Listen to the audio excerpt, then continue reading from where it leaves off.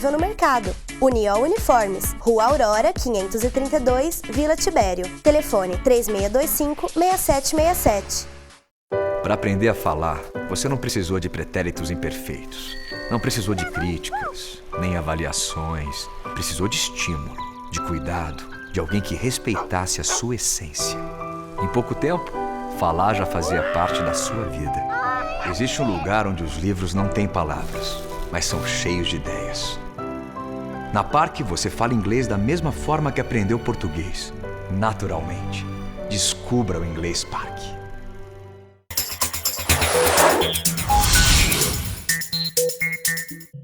Olá, estamos de volta no segundo bloco do Encontro Empresarial com o professor Luiz. Geraldo, você tocou num ponto extremamente importante que eu comentei no primeiro bloco.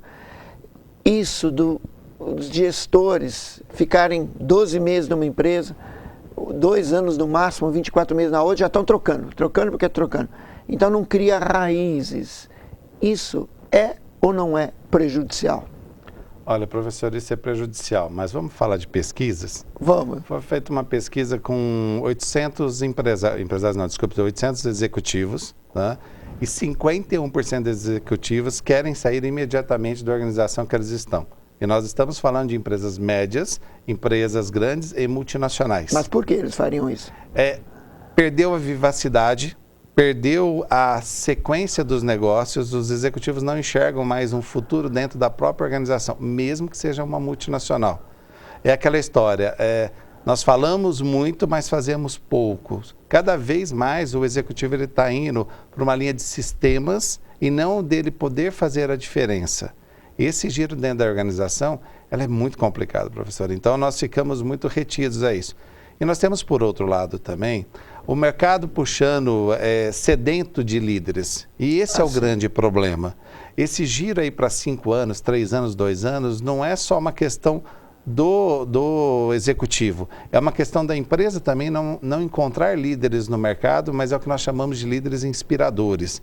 É aquele que só pela citação do nome dele ou o pensamento dele, a equipe anda, a equipe faz a diferença. Então nós temos muitos chefes hoje nas organizações e não verdadeiros líderes. Isso é verdade. Então mas tem um outro aspecto que nós temos que analisar também, é o seguinte: existe a procura desvairada aí por salários.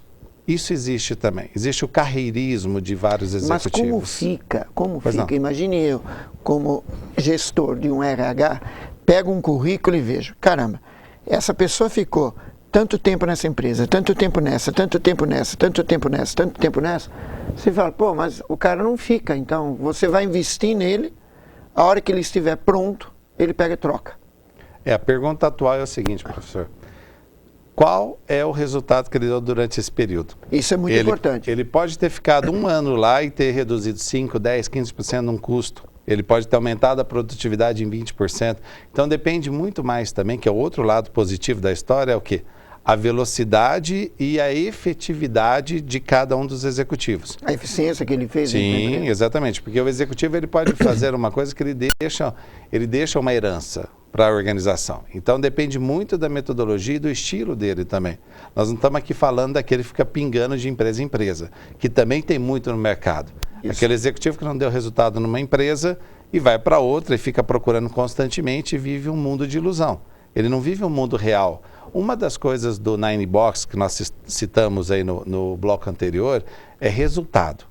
O executivo tem que ter resultado, tem que ter números. Se ele não tiver números, ele não tiver resultados, ele não é um executivo, o próprio nome diz. Mas numa empresa, se o executivo está dando resultado, está apresentando resultado, a cúpula administrativa deveria olhá-lo e falar, essa pessoa, não podemos perdê-la. Sim, isso nós já entramos num outro assunto que é a retenção de talentos, aqueles que fazem a diferença.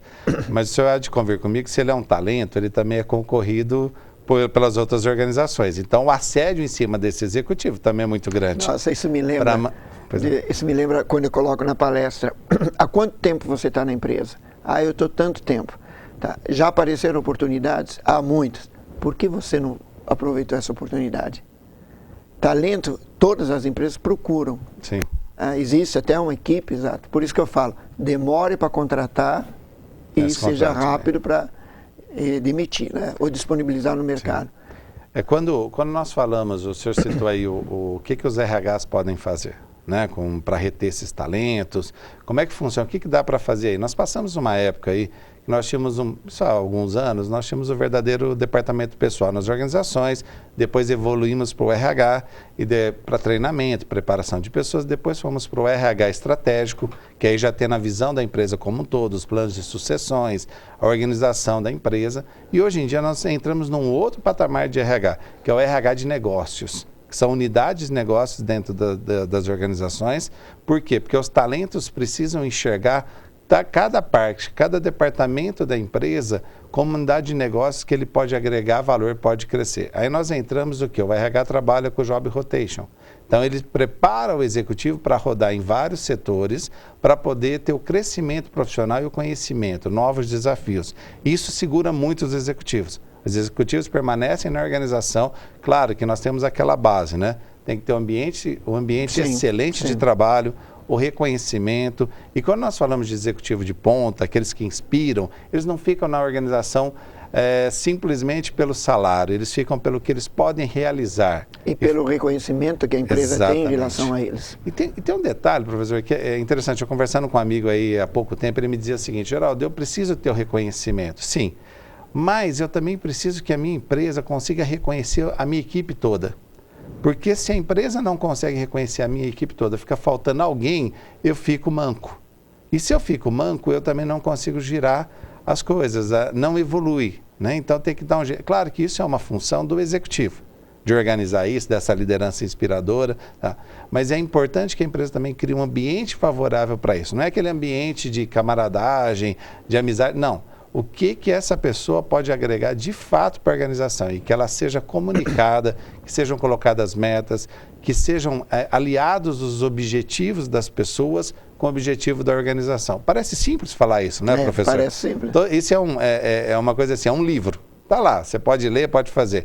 A questão é colocar em prática isso e vivenciar constantemente, principalmente nessa troca de executivos constante, né? Hoje nós temos notícias também de empresas que já estão fazendo contratos da média gerência para cima, contratos de 10 anos já com esses executivos.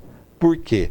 Se faz um trabalho completo, então se faz uma proporção de trabalho para que você possa implantar projetos maiores. E aí a organização entender como um todo isso também. Então isso é uma tendência também de mercado hoje.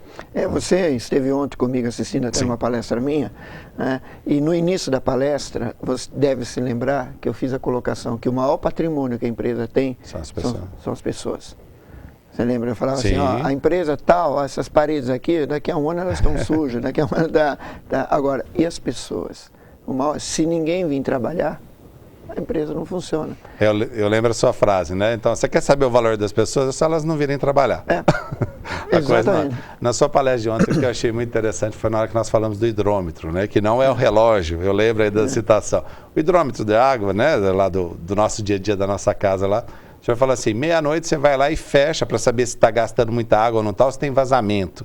Fecha lá o hidrômetro, fecha tudo, porque dá 6, e lá para 6 horas da manhã, você abre novamente e tudo mais. Para quê? Para ver se tem vazamento. Nas empresas, na hora que você falou isso na palestra, você falou, olha, tá aí, vamos fechar um período de 6 horas, vamos ver onde está vazando. Está vazando talento? Não. Está vazando técnicas, está vazando estratégia, está vazando uma conversa. É até uma coisa interessante da gente ver, o famoso, né? Feedback. Exatamente. Gente, eu já tive a oportunidade de estar em algumas empresas e fazer a seguinte pergunta: quando foi a última vez que você fez o feedback com os gestores? Sim. Foi há 2 anos. 2 anos nos reunimos, fizemos. Há 2 anos. Gente, você teria que fazer isso, sei lá, dependendo da empresa, talvez mensalmente, talvez cada 2 meses, mas é importante você fazer isso. Professor, ele tem que, ele tem que saber como o trabalho dele está sendo visto. Sim, sem dúvida. Entendeu? Que ele pode melhorar. Porque, olha, o que dói é você estar trabalhando e a pouco você está disponibilizado no mercado. Mas por quê? Sim, sim. O que eu fiz? Você não fez. Mas ninguém falou para mim isso. Eu estou achando que estava trabalhando corretamente e não. A obrigação do gestor e até do líder é chegar e falar, olha, isso. Não está dentro da visão da empresa, não é isso e tal. A pessoa, claro, vai se adaptar. Sim. Professor, o que é necessário não é o feedback de vez em quando. E também não quando a gente imagina que deve ser dado. Tem que ser uma coisa sistematizada, pelo menos aí 2 vezes por ano, com data agendada e fazendo parte do calendário das coisas estratégicas da organização. Caso contrário, o nosso dia a dia toma esse tempo. Então, assim, o gestor tem que se preparar para esse feedback também. Claro. Não é o que ele achou na última semana, não é porque ele não gostou de alguma atitude, porque a pessoa tem o ano inteiro de trabalho que tem que ser avaliado e esse processo de feedback é sistematizado 1 ou 2 vezes por ano, que é o ideal, pontuando todas as atitudes dessa pessoa durante esse tempo. E o que fazer para mudar? Qual investimento tem que ser feito tanto na parte comportamental como na parte de estudo, atualização também. Então isso é muito importante. Um fato que me chama muita atenção, por exemplo, eu tive a oportunidade aí na minha carreira de trabalhar em algumas empresas que ganharam alguns prêmios, né? De melhores empresas para se trabalhar, de melhor empresa do ano, algumas coisas assim. E o que me chamava mais atenção, assim, apesar de sistemas, de feedbacks, de benefícios, de ambiente saudável, o que fazia realmente a diferença para você estar no topo das melhores é a conversa direta. É o olho no olho, é estar falando o que essa pessoa realmente precisa melhorar e principalmente se ela deve ou não ficar na organização. Eu sei que esse é um assunto polêmico, mas assim, você tem que falar para o colaborador se o perfil dele, mesmo que ele tenha 5, 10, 15 anos de empresa, se o perfil dele ainda está dentro da organização, se ainda ele consegue agregar para a organização. E aí eu já não estou mais falando de estudo, eu estou falando de comportamento. Isso me lembra, num dos programas eu contei uma historinha, eu sempre começava o programa contando uma fábula, uma historinha. E de um gestor que reclamou de um funcionário, nossa, esse funcionário não vai, ele não anda e tal. E aí o amigo que estava junto, outro dia falou, escuta, me empresta a chave do teu chaveiro. Aí ele mostrou o chaveiro e falou, essa chave aqui, ela abre o quê? Ela abre a porta do meu carro. Então é uma chave boa, não é? Se eu tentar abrir a outra porta, uma porta comum não vai abrir, não é? Então, uma chave boa colocada numa situação não ideal, que não é dela, não vai produzir, mas se colocar. Então é um funcionário, que às vezes é um bom funcionário, mas está num local, numa posição. Sim. E aí entra o gestor exatamente saber colocá-lo. O grande problema que nós vemos nas organizações é que você quer avaliar um peixe, você quer que ele suba a árvore. Ele nunca vai subir a árvore. Então você tem o melhor perfil do peixe, mas esse peixe nunca vai subir, não adianta. O lugar dele não é lá. Não é lá, exatamente. Ok. Geraldo, te dou as palavras finais do programa. Eu falo, o programa é meia hora, mas passa tão rápido, né? Nós tínhamos tanta coisa aqui para abordar, então fique à vontade. Olha, professor, bem que o senhor disse que ia passar voando, e passou realmente. Para mim não tinha passado nem 1 minuto, professor. Não, eu quero agradecer a oportunidade, me colocar à disposição. Por favor, volte. Muito obrigado. Volte no ano que vem, nossa, no ano que vem. Eu tive a grande felicidade de conhecer o professor Luiz, de já assistir palestras dele. Eu já assisti o programa antes, sabia de algumas coisas assim, mas é uma pessoa gentil demais. É uma pessoa que vale a pena o convívio, tá? Eu quero desejar aí um Feliz Natal para todos os seus telespectadores, né? Para toda a população da nossa região também, tá bom? E fiquem com Deus. Ótimo. Bom, eu quero agradecer a atenção de vocês. Nós vamos ter ainda mais alguns programas antes do Natal, né? Por isso eu vou deixar para desejar Feliz Natal mais adiante. E retornamos, muito obrigado pela audiência, e retornamos no próximo programa. Tchau, tchau.